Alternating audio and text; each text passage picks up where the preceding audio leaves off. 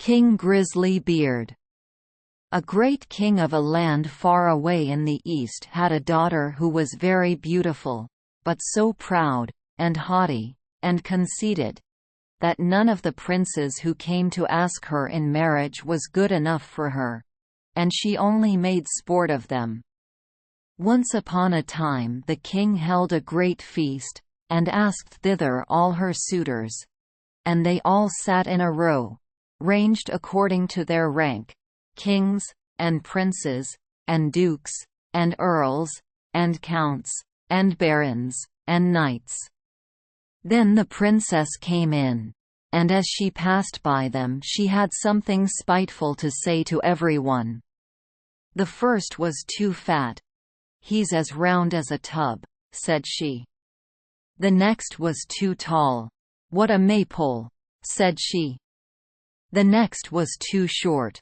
"What a dumpling," said she. The fourth was too pale, and she called him Wallface.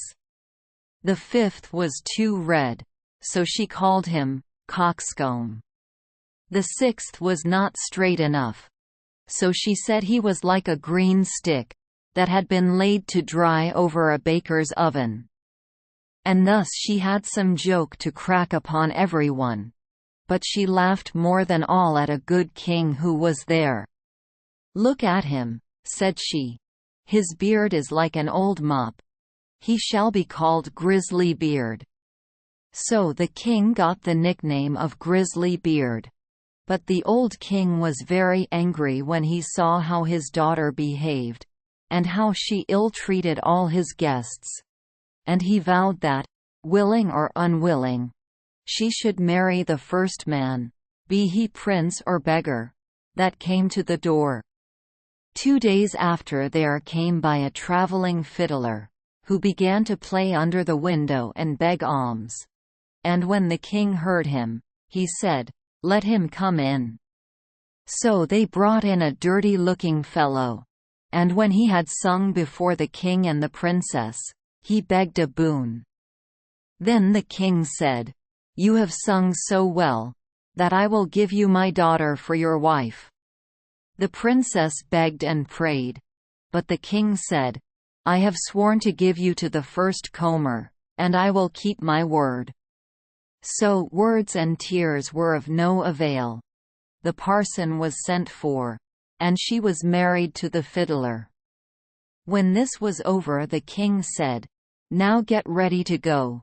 You must not stay here. You must travel on with your husband." Then the fiddler went his way, and took her with him, and they soon came to a great wood. "Pray," said she, "whose is this wood?" "It belongs to King Grizzly Beard," answered he. "Hadst thou taken him, all had been thine." "Ah! Unlucky wretch that I am," sighed she. "Would that I had married King Grizzly Beard." Next they came to some fine meadows. "Whose are these beautiful green meadows?" said she. "They belong to King Grizzly Beard. Hadst thou taken him, they had all been thine." "Ah! Unlucky wretch that I am," said she. "Would that I had married King Grizzly Beard."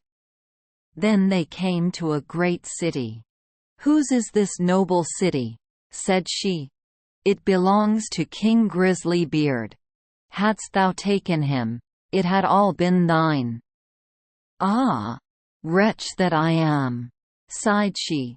"Why did I not marry King Grizzly Beard?" "That is no business of mine," said the fiddler. "Why should you wish for another husband? Am not I good enough for you?" At last they came to a small cottage.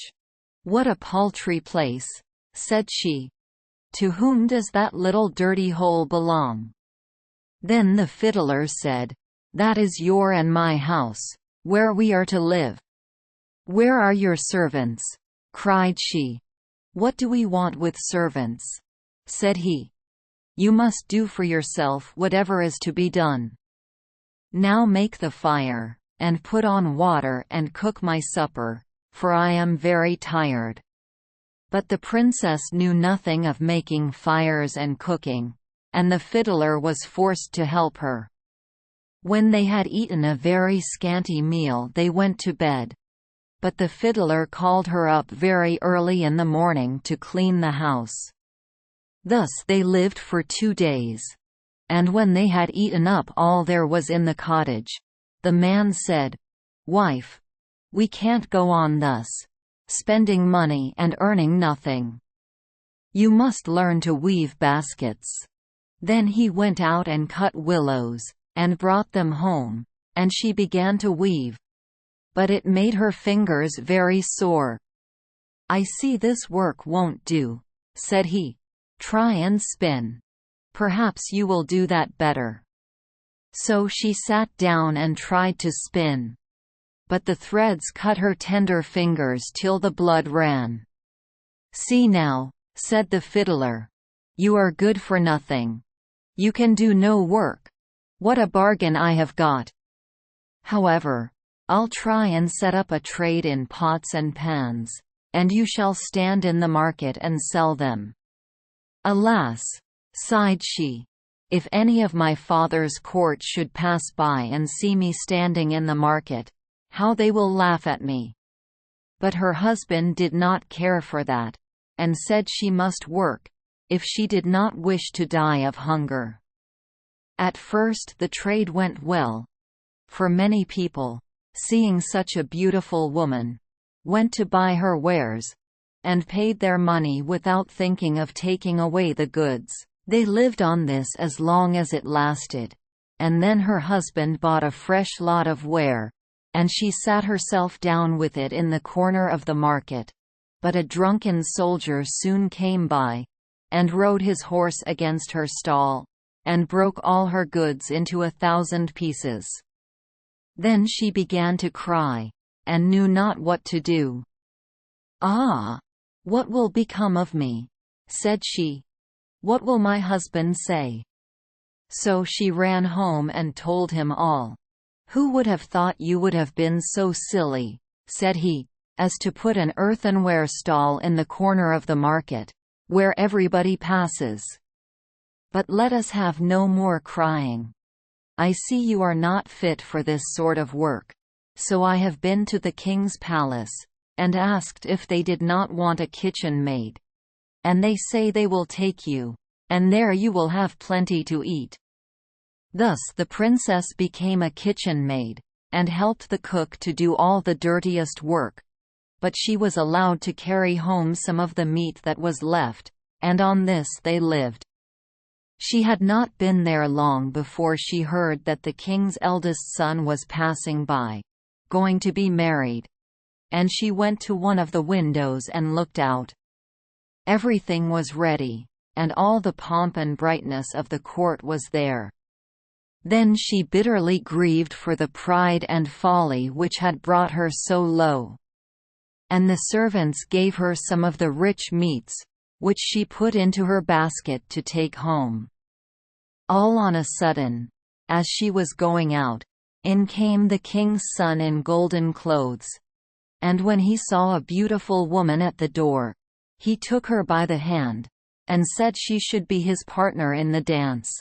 But she trembled for fear, for she saw that it was King Grizzly Beard, who was making sport of her. However, he kept fast hold, and led her in.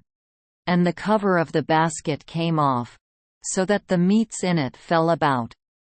Then everybody laughed and jeered at her, and she was so abashed, that she wished herself 1,000 feet deep in the earth. She sprang to the door to run away, but on the steps King Grizzly Beard overtook her, and brought her back and said, "Fear me not. I am the fiddler who has lived with you in the hut. I brought you there because I really loved you. I am also the soldier that overset your stall. I have done all this only to cure you of your silly pride, and to show you the folly of your ill treatment of me. Now all is over. You have learnt wisdom, and it is time to hold our marriage feast." Then the chamberlains came and brought her the most beautiful robes, and her father and his whole court were there already, and welcomed her home on her marriage. Joy was in every face and every heart. The feast was grand. They danced and sang. All were merry.